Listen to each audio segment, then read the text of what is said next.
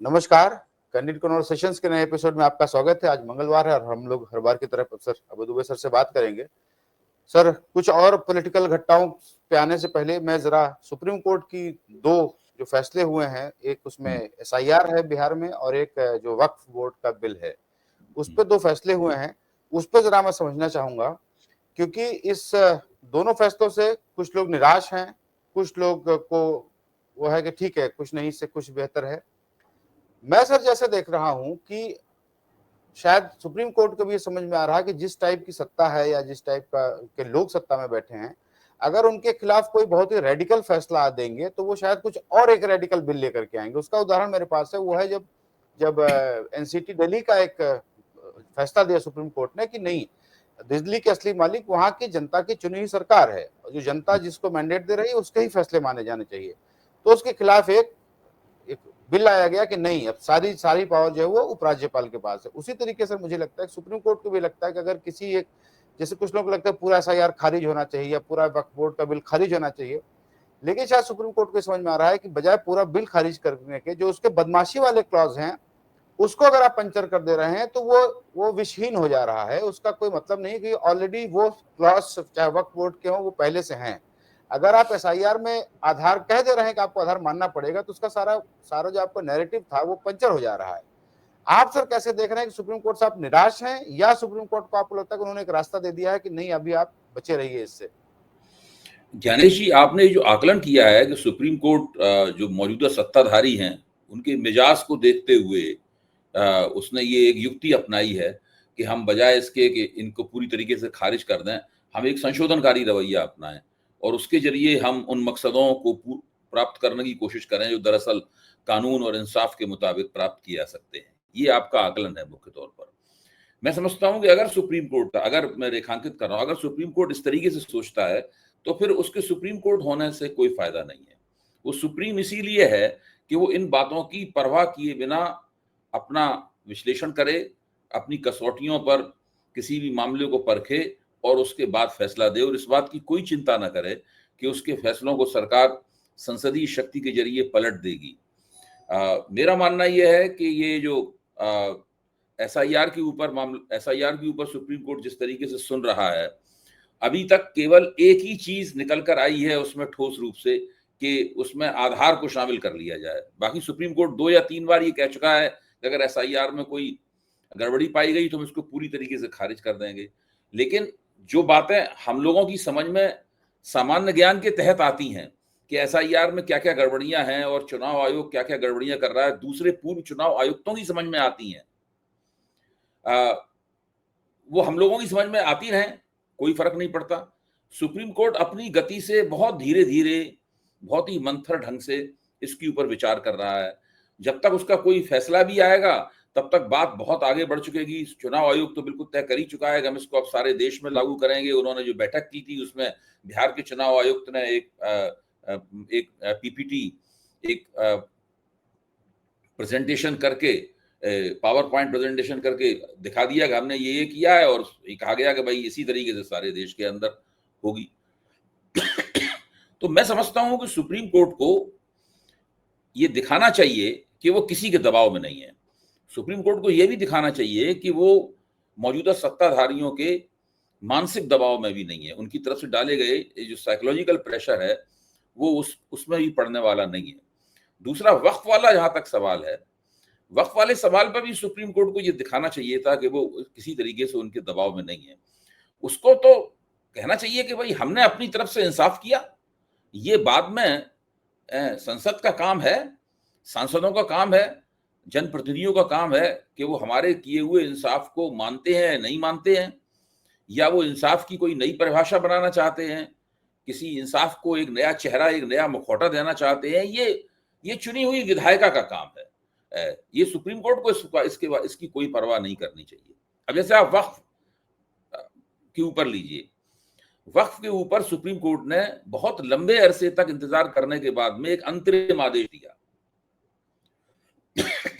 उसकी तुलना अगर आप वन तारा पे दिए गए आदेश से करें तो आप पाएंगे कि वन तारा में कितनी फुर्ती के साथ आदेश आया, बिल्कुल उसमें समय नहीं लगा। लेकिन एसआईआर और वक्फ जैसी समस्याओं, जिनके साथ करोड़ों करोड़ों लोगों के हित जुड़े हुए हैं, एसआईआर के साथ तो भारत की पूरी चुनाव प्रणाली और भारत के करोड़ों मतदाताओं के हित जुड़े हुए हैं, पूरे लोकतंत्र का भविष्य जुड़ा हुआ है। उसके मामले में सुप्रीम कोर्ट का फैसला देने का तरीका ये है कि जैसे कोई व्यक्ति आलस्य में भर के कोई काम कर रहा हो, जब चाहता है तो बीच में झपकी ले लेता है, जब चाहता है तो अचानक कुछ सुनने लगता है। वो पूरा मामला इस तरह समझ में नहीं आ रही बात कि भाई है क्या।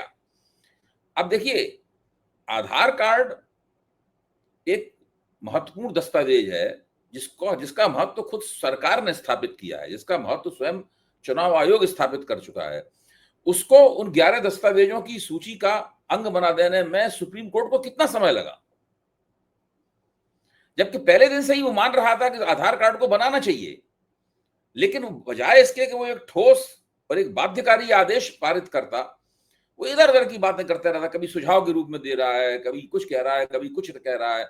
और इससे चुनाव आयोग, जो सरकार का पूरी तरीके से प्यादा बना हुआ है, उसको लगातार शरारत करने की गुंजाइश मिलती जा रही थी। अब जाके चुनाव आयोग ने उस बात को माना है, क्योंकि सुप्रीम कोर्ट ने एक बाध्यकारी आदेश जारी किया।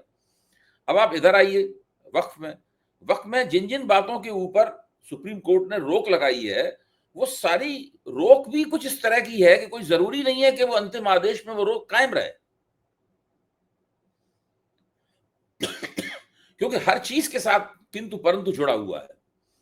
कहीं भी अभी भले ही दोनों पक्ष खुश हो रहे हो, वो कह रहे हो भाई खारिज नहीं किया पूरे वक्फ विधेयक को, और वो कह रहे दूसरा पक्ष कह रहा हो कि नहीं हमारी बात मान ली गई है, तो हमारी बात ही सही निकली।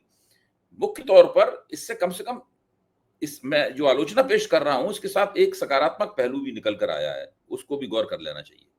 और वो सकारात्मक पहलू ये है, अगर वक्फ वाले आदेश पे आप देखें तो आप पाएंगे कि जो जेपीसी बनी थी, संयुक्त संसदीय समिति बनी थी, उसमें विपक्ष के सांसदों ने विधेयक में संशोधन करने के लिए जो नोट ऑफ डिसेंट लगाए थे, जो असहमति पत्र दाखिल किए थे, उन असहमति पत्रों को वहीं पर एनडीए के सदस्यों ने और अध्यक्ष ने फाड़ दिया उनके सामने, और उन असहमति पत्रों को जेपीसी की कमेटी की रिपोर्ट में शामिल भी नहीं किया, उनके साथ नत्थी भी नहीं किया गया। और इस तरह किसी भी कमेटी की जो कार्रवाई होती है, उस कार्रवाई की जो परंपराएं हैं, स्थापित परंपराएं हैं, जिनका कानूनी रूप भी स्थापित है, उन सबका मजाक उड़ाया गया और सबको ठेंगा दिखाया गया।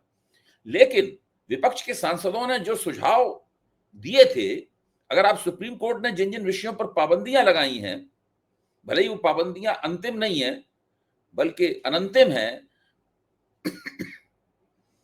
वो पाबंदियां दरअसल वही है जो विपक्ष ने सुझाव दिए थे, और जिनको मानने से जगदम्बा पाल की अध्यक्षता वाली जेपीसी ने काफी भौंडे तरीके से और जिद करके इनकार कर दिया था। तो इससे यह पता लगता है कि अगर कोई सरकार विपक्ष को भी विश्वास में लेकर कोई काम करे, तो जो विधेयक बनेंगे, जो भी किसी भी विषय में जो सुधार होंगे, वो सुधार ज्यादा बेहतर हो सकते हैं, और उससे लोकतांत्रिक मूल्यों की ज्यादा रक्षा होगी, वो सुधार ज्यादा टिकाऊ होंगे, सरकार को भी अपने उठाए गए कदमों को वापस नहीं लेना पड़ेगा। हम देख चुके हैं कि किसान विरोधी 3 कानून थे, उन कानूनों को सरकार को 1 साल के लंबे आंदोलन के बाद वापस लेना पड़ा, क्योंकि उसके ऊपर सरकार ने किसी से कोई राय नहीं ली थी। वक्त पर सरकार ने किसी से कोई राय नहीं ली है। एसआईआर करने से पहले सरकार ने किसी से कोई राय नहीं ली है। बड़े आराम से विपक्ष की राय ली जा सकती थी, और विपक्ष अपनी राय दे देता, और विपक्ष को अगर दिखाई पड़ता कि उसकी राय का मान सम्मान किया गया है, उस पर हमदर्दी के साथ विचार किया गया है, उसके कुछ पहलुओं को जोड़ा गया है, कुछ पहलुओं को छोड़ दिया गया है, तो विपक्ष भी इन तमाम बातों इन विधायी कार्यों के खिलाफ नहीं खड़ा होता। लेकिन इस बात की सरकार ने कोई परवाह नहीं की। ये सुप्रीम कोर्ट के दोनों फैसले कम से कम ये जरूर इंगित करते हैं कि सरकार को हर मामले में विपक्ष की राय लेनी चाहिए, और उसकी राय पर हमदर्दी से गौर करते हुए उसके महत्वपूर्ण पक्षों को अपने विधायी कार्यों में जोड़ना चाहिए। नहीं, मैं सिर्फ बात वही कह रहा था कि देखिए क्या है कि सुप्रीम कोर्ट भाई शायद जो आप कह रहे हैं कि धीरे धीरे वो आ रहा है, एसआईआर पे चल रहा है, भाई चुनाव आयोग भी कहने को तो कम से कम एक संवैधानिक संस्था है। अगर वो पहले ही दिन उसका ऑर्डर पास कर दे तो ये लोग कहेंगे देखिए हमारे ऊपर जो है सुप्रीम कोर्ट हावी हो रहा है। उन्होंने मौका दिया, सजेशंस दिए, पहले उनको एडवाइस दी, आखिर में उन्होंने कहा ना कि आपको मानना पड़ेगा। इवन कल जब फैसला लिख रहे थे तब भी चुनाव आयोग के वकील ने खड़े होकर के कहा कि आप उसमें आधार के साथ एक और डॉक्यूमेंट जोड़ दीजिए, एक और कोई दे दे। उन्होंने कहा नहीं, सिर्फ आधार ही मान लिया जाएगा। तो जैसे वक्त में भी जो आखिर में जो ऐतराज थे, जो दिक्कतें थी, अगर वो क्लास हटा दे रहा है तो उसमें बुराई क्या है? हम लोग सुप्रीम कोर्ट को ज्यादा उम्मीद नहीं कर रहे हैं सुप्रीम कोर्ट हर चीज को खारिज कर दे, क्योंकि हमें वो ठीक नहीं लग रहा है। हमें प्रैक्टिकली ये नहीं देखना चाहिए कि सुप्रीम कोर्ट हमें एटलीस्ट रास्ते दे रहा है, वो जो जिस पे ऐतराज है वो खारिज निकाल दे रहा है उसको। वो नहीं, मैं आपकी इस बात से सहमत हूं कि हमें सुप्रीम कोर्ट से बहुत ज्यादा उम्मीद नहीं रखनी चाहिए। इसी बात को मैं अपने लहजे में इस तरह कहता हूं कि हम लोकतंत्र के सारे अंडे सुप्रीम कोर्ट की टोकरी में नहीं रख सकते। एक दिन वो टोकरी गिर पड़ी अगर कहीं, तो फिर सारे अंडे फूट जाएंगे और हमारे हाथ में कुछ भी नहीं रह जाएगा। सुप्रीम कोर्ट से हमें हमेशा संशोधनकारी उपायों की अपेक्षा करनी चाहिए। इतना ही, इससे ज्यादा नहीं। इसके बाद हर चीज को जनता के बीच में जाकर पॉलिटिकल एक्शन के जरिए, जन आंदोलन के जरिए, गोलबंदी के जरिए, विपक्ष की राजनीतिक ताकत को बढ़ाने के जरिए, सरकार पर दबाव पैदा करने के जरिए समस्याओं को प्रोसेस करना चाहिए, संसाधित करना चाहिए। ये बात मैं बिल्कुल आपसे सहमत हूं। मैं आपसे इस बात पर भी सहमत हूं कि पहली सुनवाई में ही सुप्रीम कोर्ट आक्रामक तरीके से निकल कर आए और सरकार के सभी विधायी कदमों को खारिज कर दे, ये भी उचित नहीं है। ये साफ दिखाई देना चाहिए कि सुप्रीम कोर्ट बहुत ही गंभीरता से, इत्मीनान के साथ में सारे मसलों के ऊपर विचार कर रहा है, और विचार करने के बाद में, हर पक्ष देखने के बाद में उसने कोई कदम उठाया है। ये बात सही है। लेकिन मुझे क्या लगता है, मुझे लगता है कि चाहे एसआईआर का मसला हो, चाहे वक्फ वाला मसला हो, मुझे ऐसा होते हुए दिखाई नहीं पड़ता। आपका जो आकलन है, मैं उस आकलन से सहमत हूं, मैंने उस आकलन का विरोध नहीं किया है। आपका जो आकलन है कि सुप्रीम कोर्ट दरअसल जो सत्ताधारियों के मिजाज का ख्याल करते हुए उसने कोई बीच का रास्ता निकाला है, तो मैं इस जो सुप्रीम कोर्ट ने तरकीब निकाली है कि सत्ताधारी भी न बिदकें, उनके भी अहंकार को ठेस न लगे, और वो साथ में कुछ अपना काम भी कर गुजरे। इस प्रक्रिया में मुझे लगता है कि अंततः न्याय का पक्ष मजबूत नहीं होगा। ये मैं कह रहा हूं, न्याय का पक्ष मजबूत नहीं होगा, और अंत में जो नतीजा निकलेगा उस नतीजे को लेके हम लोग अफसोस करते हुए नजर आएंगे कि भाई ये काम जो है उस तरह नहीं हुआ जिस तरीके से होना चाहिए था। जी नहीं, अब सर सत्ताधारी ऐसे आ गए हैं तो कोई करे क्या? क्योंकि सत्ताधारी अमित शाह जी, उन्होंने सर एक जून में एक आदेश निकाला था, आपको याद हो कि सन 1974 के बाद जितने भी जन आंदोलन हुए हैं, उन सबकी फाइलें खोली जाए, उन सबकी जांच हो, उसके पीछे कौन कौन से लोग थे, क्या क्या बदमाशियां कौन कर रहे थे, उसकी भी सर एक उन्होंने जांच शुरू करा दी। इसके बारे में आप क्या मानते हैं, ये क्यों कर रहे हैं अमित शाह जी अचानक से? देखिए, जुलाई में इंटेलिजेंस ब्यूरो ने एक कार्यक्रम किया था, और उस कार्यक्रम में अमित शाह ने, जो पुलिस का ब्यूरो है इस प्रकार की जांच पड़ताल करने वाला, रपटे बनाने वाला, उसको उन्होंने आदेश दिया कि 1974 के बाद जितने भी जन आंदोलन हुए हैं उन सबकी फाइलें खोली जाएं, तमाम तथ्य जमा किए जाएं, और एक तो ये पता लगाया जाए कि उनकी फंडिंग कैसे हुई। पहली बात तो पता लगाने की कोशिश। दूसरी बात लगाने की इनके पीछे छिपे हुए खिलाड़ी कौन से थे। मतलब इस तरह की बातें आदेश में दी। उसमें कुछ इस तरह की बातें भी थी कि धार्मिक जो कार्यक्रम होते हैं उनमें जो भगदड़ मचती है, उन भगदड़ों को नियंत्रित न मचे, इसलिए कुछ एसओपी, कुछ स्टैंडर्ड प्रोसीजर, ऑपरेटिंग प्रोसीजर्स विकसित किए जाएं। ये सब बातें भी उसके अंदर थी। लेकिन जैसे ही ये नेपाल की घटना हुई और सरकार में इस घटना को लेकर बेचैनियां पैदा हुई, वैसे तो अमित शाह ने आदेश दे दिया था, लेकिन मुझे लगता है कि वो आदेश ऐसे ही ढीले ढाले तरीके से ही उस पर अमल किया जा रहा था। कोई उसके पीछे तत्परता नहीं थी। कोई ऐसा नहीं था कि बहुत अलर्ट हो गए, मतलब उस आदेश का पालन किया जा रहा हो। इसलिए मुझे लगता है कि नेपाल की घटना के बाद सरकार ने फिर से अपने उस पुलिस ब्यूरो के पेच कसे, उसके स्क्रू कसे, और उससे कहा कि आप जरा फटाफट ये काम शुरू कीजिए। तो उन्होंने टीम बनानी शुरू की, उसके लिए टीम बनाई, और राज्यों से तमाम आंदोलनों की जो 1974 के बाद हुए उसकी फाइलें मंगवानी उन्होंने शुरू कर दी। अमित शाह जब से गृह मंत्री बने हैं, वो उनका अगर पुरानी फाइलें खुलवाने का रिकॉर्ड देखा जाए तो वो रिकॉर्ड बहुत बड़ा है। पता नहीं कौन कौन सी पुरानी फाइलें वो खुलवा चुके, उसकी पूरी लिस्ट है उन पुरानी फाइलों की, और हर एक के पीछे कोई ना कोई उनका एक मकसद है। वो उन मकसदों का अभी तक कोई पता नहीं चला।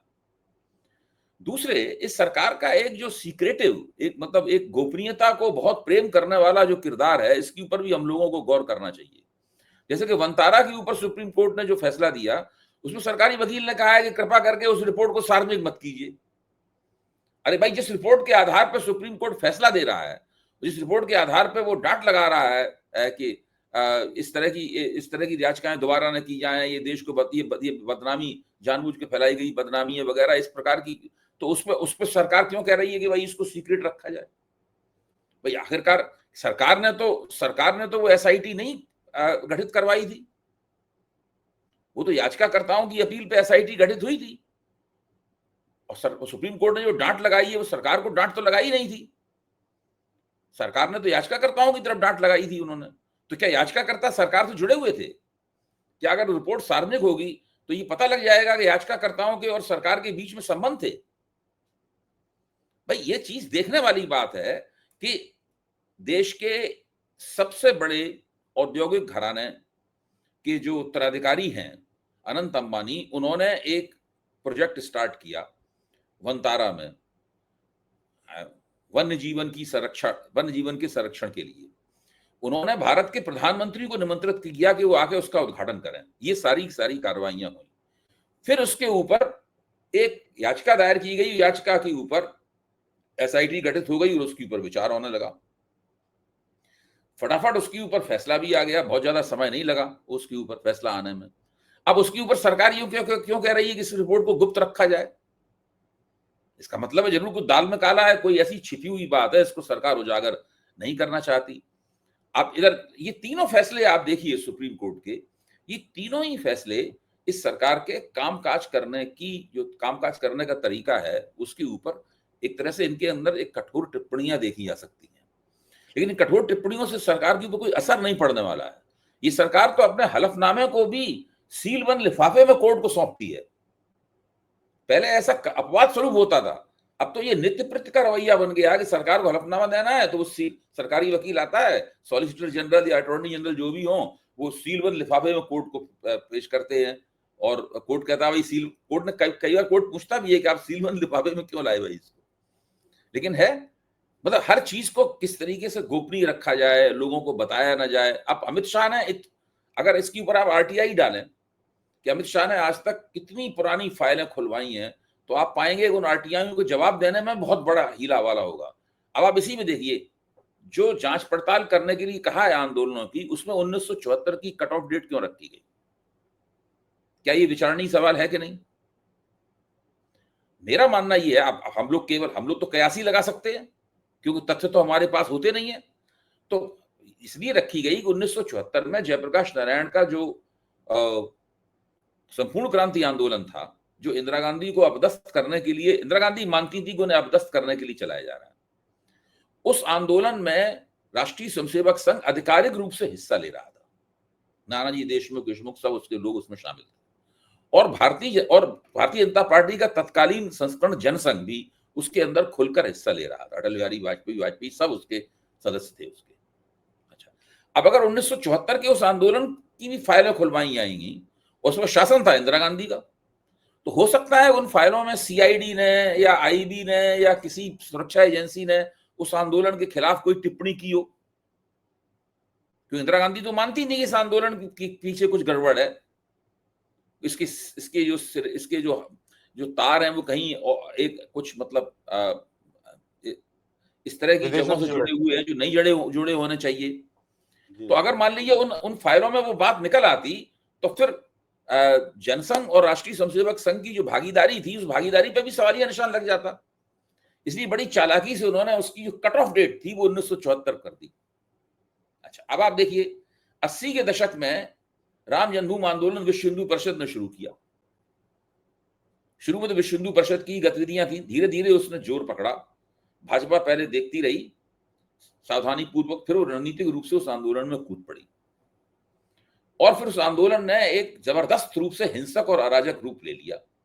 अडवाणी की रथ यात्रा हुई, कार सेवक जो है नॉन स्टेट एक्टर्स की तरह, टिड्डी दल की तरह उत्तर प्रदेश सरकार के ऊपर टूट पड़े और एक बार गोली खाई उन्होंने और दूसरी बार उन्होंने 1992 में 6 दिसंबर को बाबरी मस्जिद गिरा दी उन्होंने। अच्छा, ये देश का सर्वाधिक हिंसक, सांप्रदायिकता भड़काने वाला और अराजकता फैलाने वाला आंदोलन था, जिसने न सुप्रीम कोर्ट की कभी मानी, न किसी हाई कोर्ट की मानी, न किसी सरकार की मानी, संविधान सम्मत तरीके से चुनी, किसी की किसी बात को नहीं माना। उन्होंने जो मन में आया उन लोगों ने किया। क्या अराजकता थी उन दिनों। मैं तो उन दिनों इंडियन एक्सप्रेस जनसत्ता में काम करता था, तो हम लोग रात दिन इस तरह की खबरों से दो चार होते रहते थे कि क्या गजब उस वक्त जो है वो अराजकता फैलाई इन लोगों ने देश में। क्या सवाल ये है, क्या जो पुलिस का ब्यूरो है अपनी जांच के दायरे में राम जन्मभूमि आंदोलन को भी लेगा, या राम जन्मभूमि आंदोलन उस जांच के दायरे से बाहर रख दिया जाएगा, क्योंकि तो 1974 के बाद हुआ आंदोलन है। वो तो सिलेक्टिवली जाओ, जो मर्जी हो बाहर लाएंगे, जो मर्जी हो दबा देंगे। मन में कोई करे, वो जो मन में आया करेंगे उसमें। तो खैर, मेरा सर कहना ये कि अभी इस समय सर मैं जो देख रहा हूँ, सरकार एक तरफ ये इस सब चीजों की फायर फाइटिंग में लगी हुई है। हाँ। और शायद अब मोदी जी के पास और कोई रास्ता नहीं है। वो लोगों के मन में एक घुसपैठिया वाला एक नैरेटिव लाना चाह रहे हैं, या शायद उनके मन में, जनता के मन में एक प्लॉजिबल डाउट डालना चाहते हैं कि नहीं इनकी वजह से ही हमारी सीटें कम हुई, और ये लोग जो है यही वोट बैंक है, कोर वोट बैंक है, और खास करके बिहार और बंगाल के एक और बात है ज्ञानेश जी, आप सरकार किस बात से डरी हुई है। सरकार भी इस बात को जानती है कि भारत की अर्थव्यवस्था कोई नेपाल की तरह छोटी अर्थव्यवस्था नहीं है, न श्रीलंका और बांग्लादेश की तरह वन सेक्टर इकोनॉमी नहीं है। भारत की अर्थव्यवस्था में एक क्षेत्र अगर गड़बड़ करता है, दूसरा क्षेत्र उससे अच्छा प्रदर्शन करके सुधार लेता है। तो अभी ऐसी कोई परिस्थिति पैदा नहीं होने वाली। लेकिन अमित शाह को और उनके रणनीतिकारों को ये जरूर लग रहा है कि मान लीजिए किसी वजह पे बेरोजगारों की, या कोई पेपर लीक हो गया, किसी बात पे नाराज नौजवानों की, एक 20-25 हजार नौजवानों की, 50 हजार नौजवानों की भीड़ दिल्ली में इकट्ठी हो गई, या किसी जयपुर, भोपाल या लखनऊ में किसी राजधानी में जमा हो गई, और उसमें प्रशासन द्वारा उससे निपटने में कुछ गलती कर दी गई, या कुछ आक्रामक रवैया प्रशासन ने स्थानीय तौर पर अपना लिया, उससे उस भीड़ को मिल गया मान लीजिए कोई ट्रिगर पॉइंट, गुस्से में आकर वो नौजवान जो है विधानसभा और लोकसभा की तरफ दौड़ पड़े। अच्छा, उनको रोकने के लिए भयंकर रूप से लाठीचार्ज करना पड़ेगा, या गोली चलानी पड़ेगी, आंसू गैस छोड़नी पड़ेगी। ऐसी स्थिति में कोई अनहोनी हो सकती है, एक बड़ी घटना हो सकती है, और उसका ठीकरा सरकार के दरवाजे फूटेगा, और जो एंटी इनकम्बेंसी स्वाभाविक रूप से बढ़ रही है उसको एक तीखापन प्राप्त हो जाएगा। इसलिए बहुत डरे हुए हैं अंदर। ये भी एक बहुत बड़े ये वो मानते हैं कि कहीं भी इस तरह की घटना हो सकती है। अब आपने बात बताई घुसपैठिए वाली, अमित शाह भी बिहार गए थे, वहां घुसपैठिया करके आए, फिर नरेंद्र मोदी गए घुसपैठिया करके आए। अभी तक तो चुनाव आयोग ने कौन घुसपैठिया है बताया नहीं। चुनाव आयोग ने अभी तक तो बताया नहीं कोई घुसपैठिया है क्या, एसआईआर में कोई घुसपैठिया निकला है। अच्छा, अब ये अमित शाह और नरेंद्र मोदी को पता लग गई है कि घुसपैठिया अभी तक तो निकला नहीं कोई, तो उन्होंने घुसपैठिया शब्द बोलना छोड़ दिया है। अब वो कहने लगे हैं इल्लीगल। अच्छा, इल्लीगलिटी और इन्फिल्ट्रेशन ये दोनों चीजें मिलती भी हैं और अलग अलग भी हैं। इन्फिल्ट्रेशन इल्लीगल होता है, लेकिन हर चीज इल्लीगल इन्फिल्ट्रेशन नहीं होती। हर इन्फिल्ट्रेशन इल्लीगल होता है, लेकिन हर इल्लीगल चीज इन्फिल्ट्रेशन नहीं होती, घुसपैठ नहीं होती। तो अब उन्होंने क्या ऐसा मान लीजिए एक व्यक्ति के 3 बार नाम मिल गए, 2 बार नाम मिल गए, तो उसको 2 बार नाम मिलना इल्लीगल है। तो अब वो इल्लीगल कहने लगे हैं। अब उन्होंने घुसपैठिया शब्द छोड़ दिया, क्योंकि घुसपैठिया अभी तक दिखाई नहीं पड़ा, पता नहीं निकले कि नहीं निकले। तो इस प्रकार की तमाम क्षुद्र किस्म की, घटिया किस्म की चालाकियां ये लोग करते रहते हैं अपना नैरेटिव चलाने के लिए। और चूंकि मीडिया का एक बड़ा हिस्सा इनसे पलट के सवाल नहीं पूछता, भाई मीडिया पूछता कि अभी तक तो आप घुसपैठिया कह रहे थे, अब आप इल्लीगल क्यों कहने लगे। इल्लीगलिटी की परिभाषा तो बहुत बड़ी है। आप धारा 44 तोड़ते हैं, जो कि एक तरह का सांकेतिक कदम होता है, वो भी इल्लीगल होता है। आप मर्डर करते हैं, वो भी इल्लीगल होता है। दोनों बातों में जमीन आसमान का फर्क है।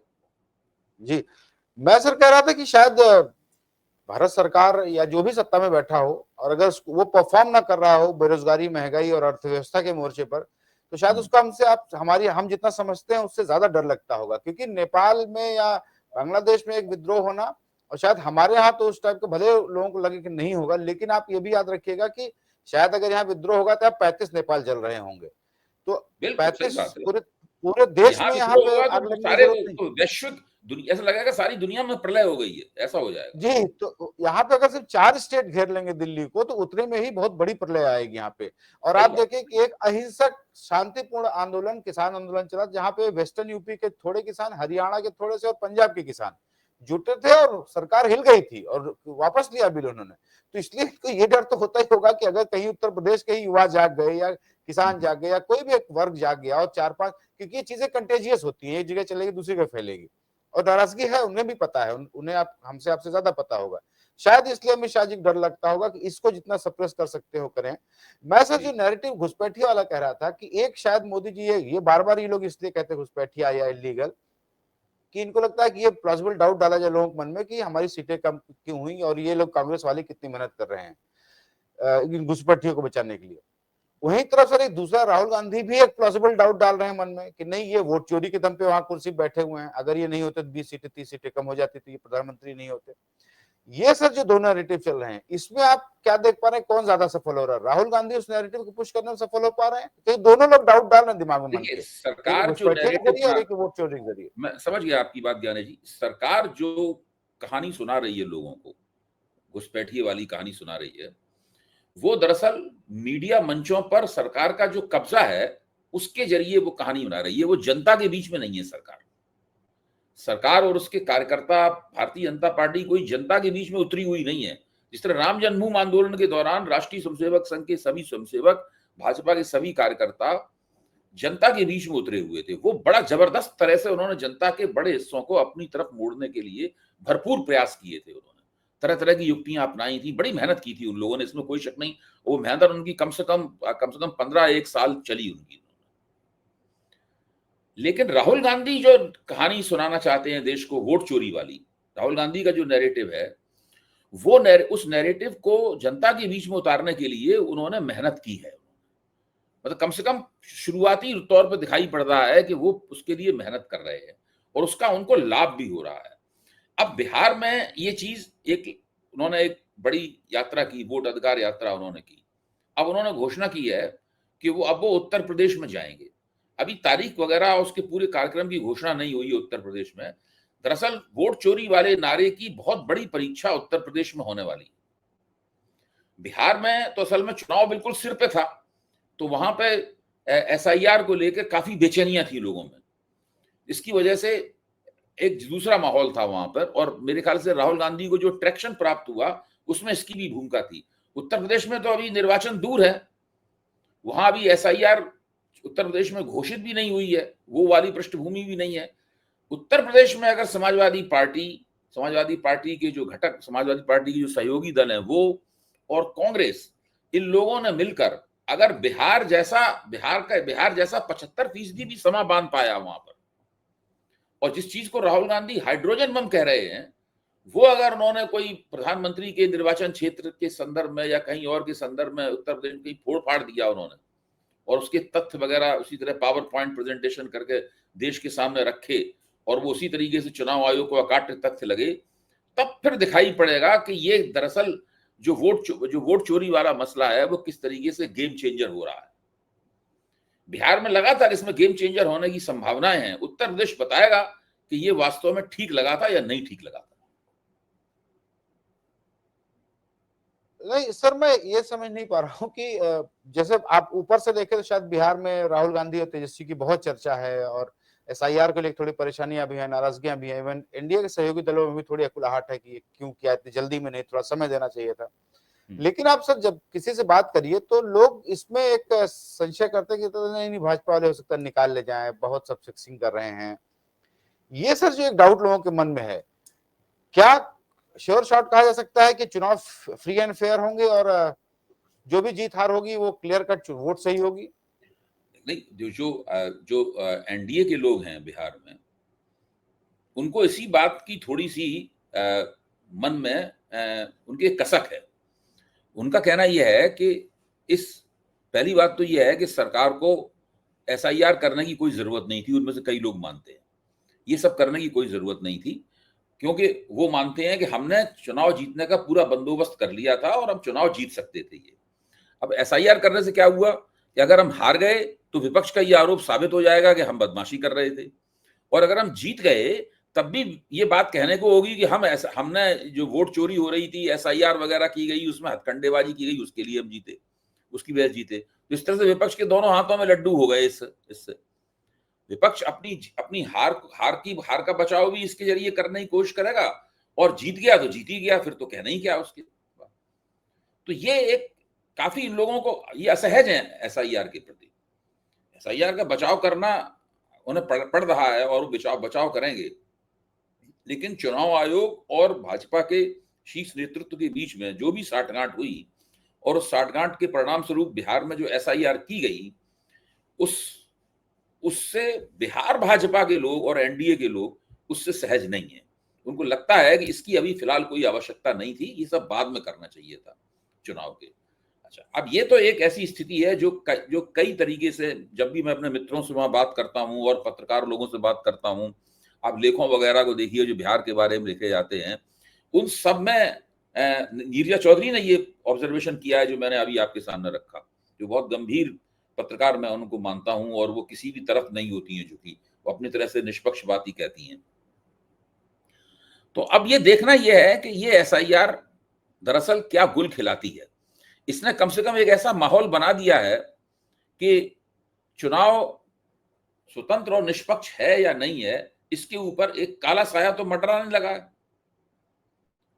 अब बिहार चुनाव के नतीजे बताएंगे कि क्या उसका नतीजा निकलता है, किस तरफ पानी मरता है, पलड़ा किधर झुकता है, इसके बारे में कुछ भी अभी कहना बहुत मुश्किल है। जी, तो सर आज के लिए सर समय इतना ही था, और उम्मीद करते हैं दर्शकों से कि हम शायद एक देश के बारे में एक परिदृश्य अपना पेश कर पाए होंगे। सर हमसे बात करने के लिए बहुत बहुत धन्यवाद, और दर्शकों का भी बहुत बहुत धन्यवाद। Thank you so much.